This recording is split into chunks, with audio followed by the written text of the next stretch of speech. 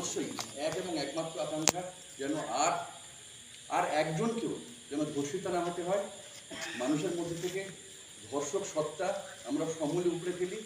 আমরা এই কামনাই করি। আপনাদের সকলের উপস্থিতি নিঃসন্দেহে অনুষ্ঠানের এই মিছিলের এই যে উদ্যোগ, আমাদের এই উদ্যোগকে সর্বাঙ্গীন সুন্দর করেছে। মৌন মিছিল একেবারে মৌন মিছিলের মতোই হয়েছে, অক্ষরে অক্ষরে নিয়ম পালন করে। এবং যে সমস্ত মা বোনেরা দিদিরা আজ এখানে এত রাত্রে উপস্থিত হয়েছেন আমাদের সঙ্গে এই প্রতিবাদ মুখর সন্ধ্যায়, তাদের সকলকে আমি স্যালিউট জানাই। ধন্যবাদ। শুভরাত্রি। সবাই সাবধানে বাড়ি যাবেন।